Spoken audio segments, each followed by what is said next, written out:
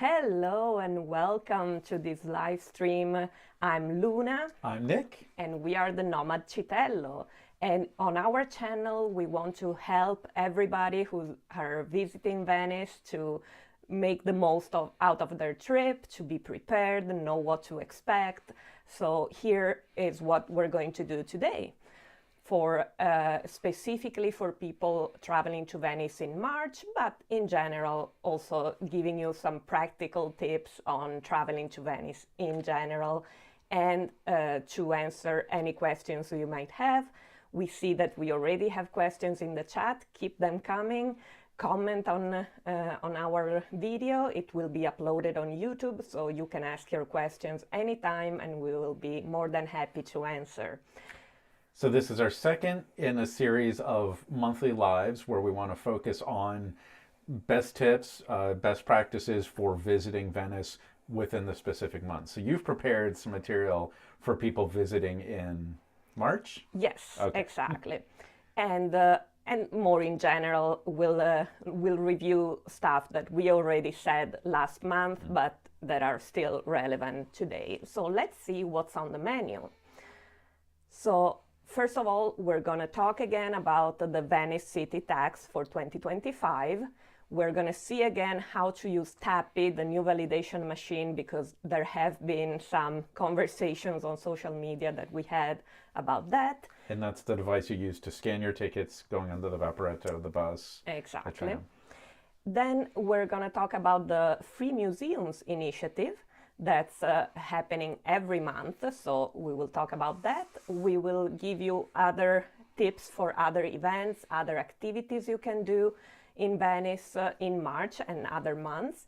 And then we will answer all of your questions in the Q&A. So let's get started. Talking about the Venice city tax, which is basically a tourist fee, okay? That is applied to everyone that is visiting Venice specifically for the day, so not staying in Venice for the night. It should start April 18th. Why do I say should? Because they're still fighting about it in the city councils at the moment. So there is nothing definitive. The website is not active yet. Is not available to book your city tax exemption, to pay your city tax. So everything is up in the air at the moment. Check back next month. Hopefully we will have some definitive answers on the city tax. But looking at the calendar, if somebody were to visit in March, there are no dates that require Exactly. this. So if your visiting dates are entirely within the month of March, you don't have to worry about it. If you wanted to get ahead of it and start booking in advance for April, May, and beyond, we're not sure yet. The website is not completely set up yet. Exactly. Then let's look once again at TAPI, the validating machine. This is the machine that you use to validate your ticket to use public transportation in Venice and around Venice. And some people may not be aware, simply buying and holding the ticket is not enough. Validating is when you scan it before you go onto the bus or Vaporetto or whatever. Because a ticket has a 75-minute window to be used, that may be different on different forms of transportation. But just having the ticket isn't enough. You have to scan it. That starts that 75-minute clock, which means you're now validated to ride with that ticket. And as you were saying, if you're buying a day ticket or a 3-day ticket, etc., you only have to validate it the first time, and then that starts the clock for the 24 hours, 48 hours, and whatever you bought. But of course, there might be cases where there are gates, especially to get on the Vaporetto in very busy stops. So you still need to tap the ticket to open the gates and get on the Vaporetto, for example. If you're not familiar with the Vaporetto, it is a system of boats that is basically like a bus, but in the water, hence the name water bus. And we have a video on our channel showing you all about how to use and travel with the Vaporetto. Exactly. And specifically with TAPI, you have to put your ticket or your day ticket, your one ride ticket, whatever you have, on the machine and wait 1.5 seconds, which is quite long, and wait for the green light to then get on the bus. No, actually, to get on the Vaporetto, because on bus and trams, the machine is inside the bus or tram. And very important, don't put anything like wallet, bags, backpacks on the machine, because it risks scanning something else, scanning your credit card. You don't want that to happen inadvertently, so just scan the ticket on the machine. And I think that's extra important, because I don't know if it's in use yet, but soon you'll be able to scan in with your credit card. Yes, you're you could, already able to. Okay, so you could accidentally scan with your ticket and with your credit card if you had your bag too close. Yeah, exactly. If you have a ticket with a QR code, you have to press the top button symbolizing a QR code and then scan the QR code. It could happen that some QR code tickets are already validated. It should say on the ticket if it's validated or not, and if you need to validate it, then you have to press the QR button before you validate your ticket.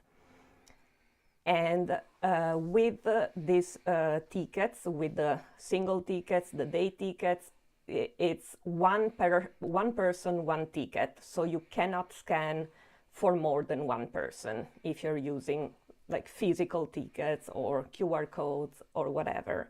It's only one passenger, one ticket. Now, if you wanted to use your credit card, your phone, your watch, so any form of electronic payments, you can. You have to tap always the same device, and same process as with a physical ticket. You would scan for 1.5 seconds, wait for the green light, and then off you go. Very important now, because this is what I had a conversation with an exchange about for the tap in and tap out. So when you pay electronically, even in other cities actually, you usually are required to tap in and tap out so that you can be charged the correct fare. Now, in the case of Venice, this is mandatory only for the buses, because the buses are the only means of transport that have different fares depending on the origin and destination. The tram, the Vaporetto, the people mover, any other means of transportation do not require the tap out. This is very important, because I had this person telling me that they tapped in on the Vaporetto and then they didn't tap out, and the receptionist at the hotel told them, oh no, you have to tap out. So they went back and tapped another time, and they were charged a second ticket, basically. So remember that the Vaporetto has one fare, which is, if you don't have a day ticket or a special ticket, it's €9.50 per ride. It's quite expensive. So you don't need to tap out. That's valid for 75 minutes, no matter how many water buses you take, and you don't need to worry to tap when you get out of the Vaporetto. And if you are using the bus, and so you are tapping in and tapping out, of course you need to use the same device, the same card, for tapping in and tapping out. Can I mention, Venice, of course, is an island city. Mm-hmm. So if you're staying within the city of Venice, you're not using the bus, you're not using the tram.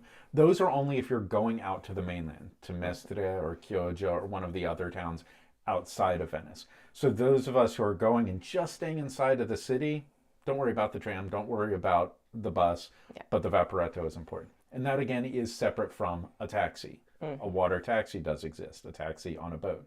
And then Ali Laguna, which is sort of like an airport shuttle. That's another boat. but it's separate from Vaporetto. Exactly.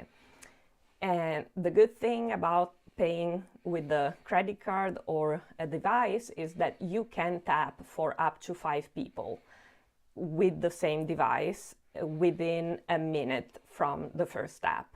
So you can pay for your whole group if you're tapping with your device or your credit card. And I think you answered me last time we did this. You would have to, if you had 4 people, you would need to tap, wait a second and a half, wait for the green light, then reset, then tap, wait for the green light for the second person, then reset, and do that 4 times while there's people in line behind you waiting. Yes. So just be aware of the weird cycle you'd have to do for that. Exactly. Okay, so let's talk about free museums. In 2025, there's this initiative. So the first Sunday of every month, the next being March 2nd, there are 4 museums in Venice that will be free for everybody. So the 4 museums, and they are listed in the description of the video as well, so don't worry about taking notes right now, are the Galleria dell'Accademia, Archeological Museum in San Marco, the Franchetti Gallery in Cadoro, and the Eastern Art Museum in Pesaro.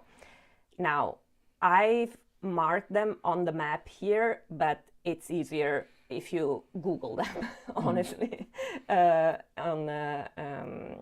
and see them on the map and see if you might be interested in visiting these museums. So the first Sunday of every month, you will access for free in these museums, and some, like the Galleria dell'Accademia, have world-renowned works of art, so it's nice to check them out if you have the chance, for sure.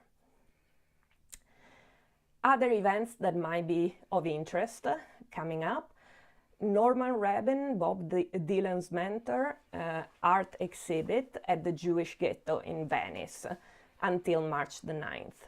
Then there is an exhibit for Roberto Matta, a Chilean artist, at Pesaro, the Modern Art Gallery in Venice, until March 23rd, and you can find tickets at visitmove.it. All the information are in the description of the video as well. It's still on the Cabinet of Wonders exhibit at Palazzo Grimani, also in Venice, until May 11th. And I might suggest to visit San Giorgio Maggiore and the island of Giudecca. You can find a very interesting video on our channel about this island and the beautiful views you can have of San Marco and other parts of Venice from there. And why not enjoying an original language movie? I don't know if you know, but there are 3 cinemas, 2 in Venice and 1 in Mestre. Again, all the details in the description of the video. The Cinema Giorgione, Cinema Rossini in Venice, and IMG Cinemas in Mestre, that offer some movies in original language. So you don't have to miss the latest Captain America, for example, if you're traveling to Venice in these days. And you have to look for the label VO. And what I mean is, for example, this is the programming for this week for the IMG Cinema in Mestre. And you can see that some shows are have this VO label, which means original voice, basically. These are with the original language audio and Italian subtitles. The websites for these cinemas are not very user-friendly, I have to say, but also on these websites you can see the VO label anytime it's offered in original language, and as you can see, they are listed even as a separate movie, like the VO is separate from the Italian audio movie. So it might be a nice idea to spend an evening in Venice or Mestre. If you don't know what to do, just go and watch an original language movie. And if you were to go to Mestre, that is an easy trip on the tram. Yeah, 100%. Which, by the way, thank you for reminding me, the tram is not running. Oh, I guess it's not an easy trip on the tram. So that's Well, still it's out. easy-ish. Yes, it has been under maintenance since November, and it should be, fingers crossed, it should be restarting at the end of February. So by March, you should be able to ride the tram. In the meantime, there are buses that go the same route as the tram, but are a little less comfortable, honestly, than the tram. But still, you can go on the same route using the substitute buses. Can I make one note before we leave this slide? The Norman Rabin exhibit in the Jewish ghetto. I did want to mention there may be some American viewers watching this who aren't familiar with this use of the term ghetto, and it could have a negative connotation. But this is the Jewish neighborhood in Venice is one of the more interesting places, and it is historically where the word ghetto comes from. And I think you would enjoy learning that history, and it is a very small but very beautiful neighborhood. And of course, it does have a big Jewish population even to this day. So people who are Jewish who are visiting would particularly enjoy it, especially the restaurants and the bakeries, but also the museums that are there. But regardless, it's a great, very small, but great neighborhood to visit and learn about the history. And even better when there's this exhibition going on. 100%, yeah. Okay. So we are at the Q&A section. We got questions in these past few weeks about getting to and from the airport and about luggage, so let's get into it. About getting to and from the airport, you can find our videos about that. You can find shorts on our channel about what to expect at the baggage claim at the airport. So you are fully covered on that topic, but we did get a question, I believe. We have a few questions, but one of them relates directly to traveling to and from the airport. So let's go to that. LJ was asking if the Ali Laguna will run from the airport to San Marco Square and then from San Marco back to the airport when it's time to leave. Yes, and thank you for the question. So, short answer, yes, it does. But there are details. Yes. So, on the website www.alilaguna.it, you can find the timetables, the routes, and all the details. But yes, there is one line that goes from, at least one line, if not more than that goes from the airport to St. Mark's Square and back. For the timetables, I would definitely check on their website because I'm not sure how early or how late the boats run. I think that's a big point to underscore, that there is a limited time for the Ali Laguna. Of course, they're operating during daytime hours. I don't know the hours. You'll find it on their website. But they don't run late into the evening like the Vaporetto would. Yeah. Exactly. So depending, some flights, from the U.S. might arrive fairly late, and then you might be too late to get to Ali Laguna. So it's important to go to the website and check those timetables. And the fare is 15 euros, and it's separate from the public transportation. So you have to find the specific vending machines or ticket machines or buy the ticket online on their website, but it's separate from the public transport system. And let's go through that briefly, but we do have a video on our channel dedicated specifically to that. But when you get off your plane, in the luggage area, you'll see a few kiosks, and one of them is a kiosk to buy an Ali Laguna ticket. Let's say you miss that opportunity. You leave the luggage pickup, you go out into the main airport. You want to follow the signs for water transport. And it is a little bit of a walk, 5 minutes maybe, but it's away from the main airport because it's going out to the dock. So follow water transport and go out there and you'll find the Ali Laguna there. There's 4 or 5 different lines identified by color: green, blue, red. So once you check your timetables, identify which route goes to San Marco and back. You'll be looking for that. But there's also, during daytime hours, a booth there where you can buy your tickets as well. Yeah, exactly. And Yeah, I forgot. And like you said, completely different company from standard public transport. The tickets do not overlap in any way. Exactly. Okay. Do we have other questions? And of course, Ali Laguna does go to San Marco. San Marco is a larger area. There's 3 Vaporetto stops, I think, that are labeled as San Marco. San Zaccarías, Giardini. And the Ali Laguna shares space with one of those Vaporetto stops. So, you may step off of the Ali Laguna and you're not immediately in St. Mark's Square, but you're in that area. So yeah, definitely need to check your timetables on that. So somebody was asking if there are any events in March, specifically around March 10th, that they need to be aware of. But you talked about some free art galleries and some exhibitions that are going on. Well, yes, March 10th is after the free museums, but all of that's these, just the first Sunday of the month, sorry. But you can see here you have the Roberto Matta exhibit, the Cabinet of Wonders exhibit, and you can always, of course, visit San Giorgio, enjoy an original language movie.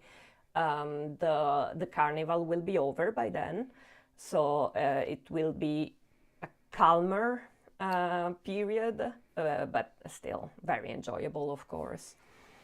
And so this being after Carnival, not winter, but sort of on the edge of winter, this is sort of an off-season, more of a relaxed, less crowded time to be visiting Venice. Absolutely. Do you have any information on train or bus strikes coming up in March? Good luck with that. No, nothing specific, but they can always happen. Usually they happen on a Friday or on a Monday because, of course, it's more convenient to attach them to a weekend for the workers who want to strike. But no, nothing specific, but usually they are announced very last minute. It's not as organized as in other countries like France or Switzerland, unfortunately. I'm going to say this, and I'm not certain, so you're going to tell me if this is accurate, but I think as you walk around Venice and you see the Vaporetto stops, if there is a strike in the next few days, it will be posted there at the station. Yeah. So, you're going to be constantly walking past Vaporetto stops. So just take a look and see if there's anything on the board. Yes, and for what it's worth, the Italian word for strike is sciopero. And usually there are guaranteed times where the workers cannot strike. And usually that's 3 hours in the morning, 3 hours in the afternoon. So let's say usually from like 6 to 9 in the morning and from 4 to 7, 6, 7 in the evening, there should be guaranteed transportation even when there's a strike. If not, you will have to walk around Venice and check out our video about walking around Venice because it's the best way of exploring the city for sure. I'm looking quickly on my phone. Okay, somebody was asking about royal rooms, whether royal rooms is worth it. And it's not a term that I'm familiar with. Me neither. But a quick look up, and the person who asked the question, you've got time to drop something in the chat if you've got more information. Museo Correr relates to royal rooms. Is that part of their in San Marco? I'm not familiar with the royal rooms. I have done the tour of Museo Correr years ago. And this is, so St. Mark's Square is basically a square shape. And you'll see cafes along 3 edges of that square. Above the cafes is I don't know if on all 3 sides, but I think at least 2 sides is Museo Correr.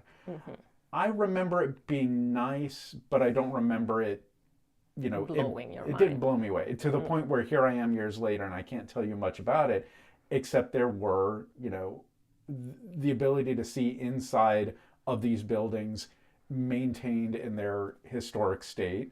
So, of course, as you're visiting Venice, most of the buildings have been converted to shops, to hotels, but you can see, their historic version, still maintained to this day. So it didn't blow me away, but I will say that the tour of Palazzo Ducale had more of an impact on me with some of the same things. But in Palazzo Ducale, you see historical seats of government. You see the courtrooms and there's even an armory there. So prisons. While this isn't a prepared review of Museo Correr, I can say that Palazzo Ducale had more of an impact on me, but I do remember enjoying, to a small extent, the Museo Correr. Yeah, and I'm a little biased because as children in school, our field trips would always be Piazza San Marco. We would always go to the Palazzo Ducale. We probably have visited Museo Correr at some point. I have very few memories of anything that is not Palazzo Ducale, because Palazzo Ducale is incredible inside. So the same person who was asking Museo Correr says stairs out of context, and the answer is yes. Yes. So within the city of Venice, there are so many canals, so many bodies of water that you have to cross, and there are bridges. Almost all of these bridges have stairs, so you're walking up and down.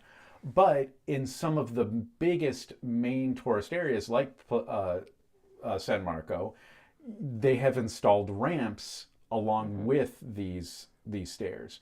Yeah. So this is not everywhere in the city, but it's in the main areas where you can take a ramp up and over those bridges. Yes. We should talk a little bit more about that, but you're probably asking in context of Museo Correr.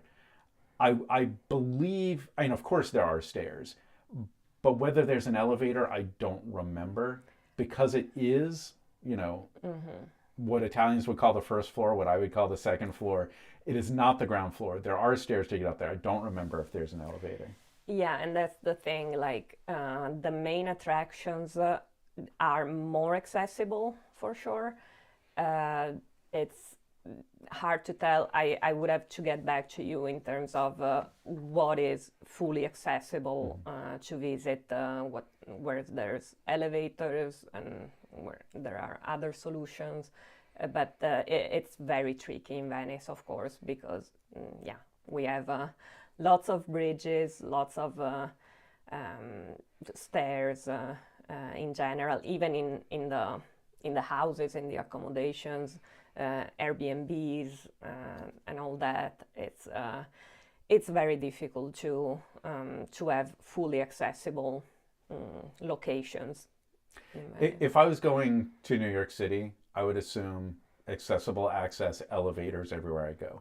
I would not assume that in Venice, and you should be prepared for that.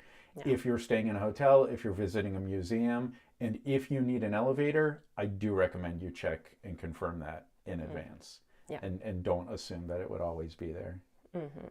Yeah. It's funny, we're almost having a conversation with Maria, who is asking about this. You mentioned the bell towers. I will say that, of course, the tower at Piazza San Marco and the tower in San Giorgio, which strongly recommend you go to both of those do have elevators. I don't think you're even allowed to climb those stairs. It's far too much. So yes, those two big bell towers absolutely have elevators. And I'm thinking, if you go to the island of San Giorgio, I'm tracing it with my mind, assuming you're comfortable getting onto the Vaporetto, there are ramps into the church, into where the elevator is, all the way up. So that it's probably one accessible. Of the most accessible. Yeah. As far as Piazza San Marco, the accessibility concern I would have is the long line to go up to the tower in Piazza San Marco. Yeah. But it's absolutely an elevator. And the risk of acqua alta, the high tide, depending on when you're visiting. March should not be a problem, and March, April should be pretty safe in terms of acqua alta. That's the high tide when the city gets flooded on some days, and so you could have to step up on the on the boardwalks, you would call They them? have raised platforms. Yeah. If the sidewalks are flooded, they've got a raised platform that you would have to step up onto. And San Marco is one of the first locations in Venice that gets flooded because it's so low to the water. But Maybe your best option if you're staying in a hotel is ask at the front desk if they know about Acqua Alta. 90% of the time, there's no Acqua Alta. You don't have to worry about it. 5% of the time, oh yeah, we'll have a little bit of Acqua Alta, but it won't affect you. And if there is like, oh, there's a significant Acqua Alta today, I believe your hotel should be able to tell you. Yeah. And that could be a concern both for wheelchairs or people who have trouble walking upstairs. Yeah.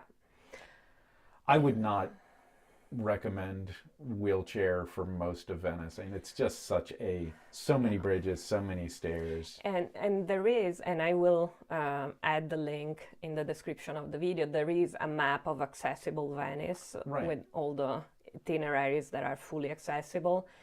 But yeah, it takes a lot of planning for sure. There are some places that are completely accessible. And the Vaporetto itself is accessible. But so much of the city would be difficult. Exactly. Okay. And then to answer something that Maria Lucia brought up privately in our messages, talking about luggage. So we will have to make a dedicated video about that. But we always recommend traveling light, of course, because of the accessibility issues in Venice. Possibly, if you can travel with a backpack, it's better than having to drag a suitcase up and down the stairs in Venice. But if you find yourself traveling with rolling suitcases and not being comfortable dragging them from, let's say, the station to your hotel or your accommodation, you have two options arriving at the main station in Venice, which are water taxi and porters. So porters are the people that physically carry a lot of suitcases up and down the bridges. Yes, they do it manually. They don't use boats. Well, they have carts. They have rolling carts that are specialized for rolling up those stairs. Exactly. They are very agile, but I don't know how much that costs. I believe there's negotiation involved. If you meet them down the stairs of the station, you have to ask for a price and negotiate depending on where your destination is, how many bridges there are from the station to your destination. So it might be expensive. I have no idea because I've never had to negotiate with them. But you recognize them because they have these big carts and they have vests with the porter written on them. So you can ask them for a price, for a quote. The other option is water taxis. We didn't have the best experiences with water taxis. And on the one hand, I dealt with water taxis personally. I don't know what the experience is like for someone who doesn't speak Italian, honestly, because what I mean is that both times we had to deal with them, I had to call them and talk to them. I had to send WhatsApp messages of like, oh, could you come pick us up at this time? And it was, I don't know, a little sketchy, I want to say. It wasn't a streamlined process anyway. And in that case, you also have to ask for a price if you are arriving at the station and maybe negotiate and see if they can go to your destination, because some canals are, the water is too shallow for them to be able to go through.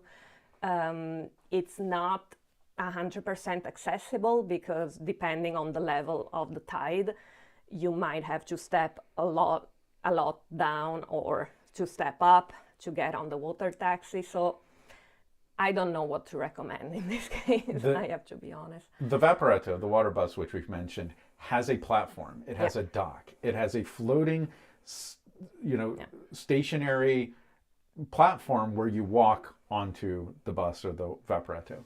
For the water taxi, you're very likely taking a big step down or a big step up, as if you were in a marina and somebody had a sailboat or a runabout that you were stepping up onto. As far as the availability that you're mentioning, I would say the challenge is coming back. And I mean, if you arrive at the train station, you step out of the train station, there is a water bus right there. You can walk up to them, you can talk. Water taxi, yes. Well, both. But there's a water taxi right there. Walk up, talk to them. I would say that is completely smooth, completely no problem. It is expensive. I don't remember. I want to say €80, but I'm not completely sure for most trips. So yeah, you come out of the train station, you can get a water taxi, you can go most places, but then a week later, you're ready to go back to the train station. You're going to have all the problems that Luna was just talking about as far as reserving it. Can you get the water taxi there? Or even the porter. The porter is not going to be milling around outside of your hotel. So maybe that would be a case where you talk to your hotel and see if they can arrange something. I think you'll have an easier time getting from the train station to the place that you're staying, but getting back to the train station could be a real challenge. And there are, for what it's worth, a lot of lockers where you can leave your luggage. So if you are comfortable leaving 1 or 2 pieces of luggage wherever you have to go, for example, I don't know, the day before you leave, you can bring one of your suitcases to a locker in Piazzale Roma, which is the bus hub, or at the station. There are lockers around the station. So maybe that could be a halfway solution. So you have to just carry one suitcase instead of all of your luggage. We have never not carried our suitcases. We've always carried our own luggage. Now, if you're taking the water bus, the Vaporetto, you can carry your luggage on. If you're taking a water taxi, you can carry your luggage on. Ali Laguna, the shuttle from the airport, you can take your luggage on there. But if you were to walk from Piazzale Roma or walk from the train station to where you're going, that's a real challenge. And we've just always done it. We've always carried our own luggage that way. Yeah. And on the other side of that, I will say, as you're enjoying your vacation, to your left, to your right, behind you, there is somebody carrying their luggage. Please be considerate of that. Don't stop suddenly in the middle of a walkway. Don't block a walkway having a conversation with somebody. Generally try to be aware that there is somebody on either side of you and they may be having a hard time carrying their luggage. Be aware and be considerate of that. True. Yeah. Okay. Somebody's asking, is there even an off season anymore? There certainly is. It's always crowded. Some times of the year it is less crowded. Yeah. If you compare, let's say, November to July, yeah, there's an off season. There's a huge difference in how crowded it is in July to less crowded in November. But it's always going to be a popular city. Yeah, it's there's no off season. There's lower season. Let's say that. And this period after Carnival and before Easter, which is the Lent, of course, is a little less crowded than other periods. But yeah, for sure, Venice will always be crowded, especially during the day. Thanks, everybody, for putting questions into the chat. Had some good stuff to talk about here. I see, are there lockers in Piazzale Roma? Yes. As far as I know, yes. I'm just trying to think of where it is.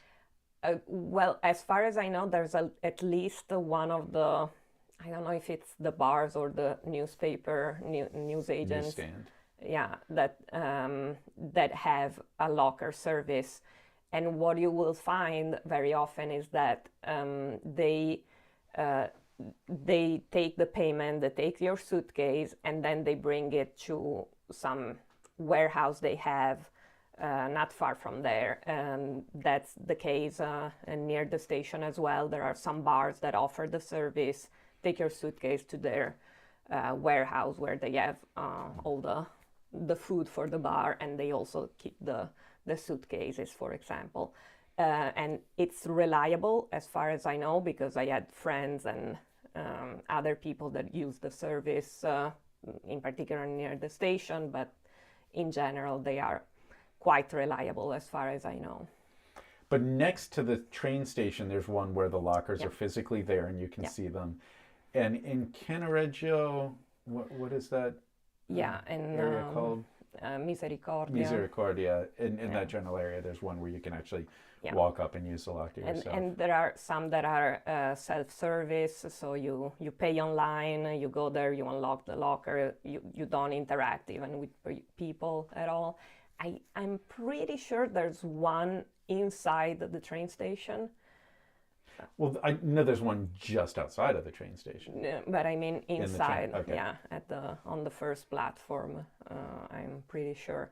But yeah, if you Google or on the maps, if you search for luggage lockers, you will find a lot of them all around.